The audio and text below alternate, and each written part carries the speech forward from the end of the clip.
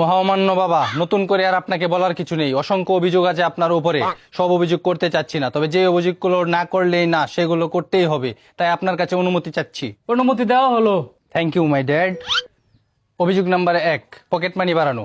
দিন দিন জিনিসপত্রের সাথে দাম বেড়ে যাচ্ছে সিগারেটেরও। 5 টাকার সিগারেট 8 টাকা, 8 টাকার সিগারেট 12 টাকা, 12 টাকার সিগারেট 18 টাকা। আর দাম বাড়ার কারণে সিগারেট খাওয়া ছেড়ে দেওয়ার চিন্তা করি, আর ওই চিন্তা করার সময় দোকানদারের সন্তানের কথাও চিন্তা করি, আর ওই চিন্তা করার সময় 2টা সিগারেট আরো বেশি মারি। আপনি পকেট মানি বাড়াবেন বলে আজ প্রায় 3 মাস, তাই এই স্ট্যাম্পে লিখিত দিন কবে বাড়াবেন? মহামান্য বাবা, এই হচ্ছে লিখিত স্ট্যাম্প। অর্ডার অর্ডার অর্ডার, পরবর্তী অভিযোগ পেশ করা হোক। অভিযোগ নাম্বার 2, আমার জমির ট্যাক্স। মহামান্য বাবা, আপনার পরবর্তীতে আপনার সব জমির মালিক আমি, অথচ আপনি আমার জমি চাষ করে আমায় ভাগ দেন না। আজ প্রায় 19টি বছর ধরে আমি আমার জমির কোনো ভাগ পাইনি, তাই আমি আপনার উপর ট্যাক্স বসিয়েছি। এই হচ্ছে আপনার ব্যাংকের চেক বই, এখানে টাকার পরিমাণটা বসিয়ে দেবেন। আমি না হয় কষ্ট করে ব্যাংক থেকে টাকাটা তুলে নিয়ে আসবো, আপনি একটু কষ্ট করে আসা যাওয়ার খরচের টাকাটা তুলে দিন। অর্ডার অর্ডার অর্ডার, হুমকিজনক ইশারা দেখানোর কারণে আমি কিন্তু কেস করব।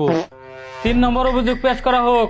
অভিযোগ নাম্বার 3, মেয়ে পটানোতে সমস্যা। মহামান্য বাবা, ইদানিং মেয়েরা ঘর থেকে আগের মতো বের হয় না, যার কারণে আমি সিঙ্গেলতা নামক এক রোগে আক্রান্ত হয়ে গেছি। তাই আপনি এমন কোন চাকরির ব্যবস্থা করে দিন যাতে করে আমি বাড়ি বাড়ি গিয়ে মেয়ে পটাতে পারি। আর হ্যাঁ, রাস্তাঘাটে মেয়েদের পিছু করার সময় কেউ দেখে ফেললে একটা কথাই বলে, তোর বাপটা এত ভালো, তুই এত যাও রাখেন। ভালোরে ভালোই কয় মানছে।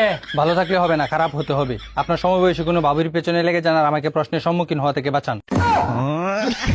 বয়স হবার কারণে আপনার বুদ্ধিও কমে গেছে, তাই নাসার ল্যাবে টেস্ট করা ভাবি পাঠানোর কিছু কৌশল আপনাকে লিখে দিলাম, যেগুলো আপনি সকল অভিযোগ মেনে নেওয়ার ঘুষও মনে করতে পারেন।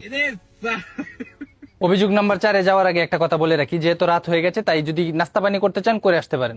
অর্ডার অর্ডার অর্ডার, আজকে শেষ দিয়ে যাই সব। অভিযোগ নাম্বার 4, গরু পালার বেতন। মহামান্য বাবা, 4 মাস গরু পালার জন্য একজন লোক রাখতে গেলে আপনাকে অবশ্যই তাকে 80,000 টাকা দেওয়া লাগতো 4 মাসে। যেহেতু আমি আপনার পোলা বিশ্বস্ত একজন কামলার মতো খেটেছি, তাই আপনি আমাকে 1 লক্ষ টাকা দিন। অর্ডার অর্ডার অর্ডার, গরু বেচি 50,000 টাকা, জমি বেচি 50,000 টাকা দেন। মহামান্য বাবা, কিচ্ছু করার নাই, লস হলেও মেনে নিতে হবে, কাজ কিন্তু কম করি নাই। আপনার মোটরসাইকেলের মালিকানা পরিবর্তনের প্রত্যয়নপত্র হচ্ছে এটা, এখানে সই করে দিয়েন। অভিযোগ নাম্বার 5, নিজেকে স্মার্ট করতে না পারা। মহামান্য বাবা, বর্তমান সময়ে নিজেকে সুন্দর আর আরো আকর্ষণীয় করে তোলার পিছনে পোশাকের রয়েছে ডাইলে দেওয়া অবদান। ব্যাগি প্যান্ট আর ডোপ শোল্ডারের মতো প্লাজো ব্লাউজ প্রথম স্থান অর্জন করেছে, আর আমি আমার ছাত্রী বন্ধুদের মাঝে বসতে পারি না, তারা সবাই বলে আপনি নাকি খ্যাত নিজেকে স্মার্ট করতে পারেন না। অর্ডার অর্ডার অর্ডার, ধরলে সাফরি রে। সরি মহামান্য বাবা, তাদেরকে এখন পাওয়া যাবে না, এখন রাত হয়ে গেছে। আমি চাই আপনি নিজেকে স্মার্ট করে তুলুন। আপনি প্লাজো আর ব্লাউজের মতো কুখ্যাত ড্রেস আপ গুলো পরে নিজেকে ক্ষেত থেকে জমিতে রূপান্তরিত করুন। ব্যাগি প্যান্ট আর ডোপ শোল্ডার কিভাবে পড়তে হয় তার সব ডিটেলস এই কাগজে লেখা আছে। That's all your honour. Court সব অভিযোগ হাইকোর্টকে সঁপে দিবে।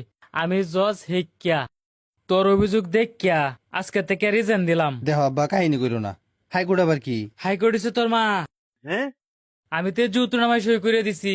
হাইকোর্ট হচ্ছে তোর মা হয়ে গেলে সই করে দে। আল্লাহ রাস্তায় থালিলে লাগবো কাল হাতে। কোর্ট আজকের মতো মন্তব্য ঘোষণা করা হইলো, তুই কালে আজকারাতে গড় আইস।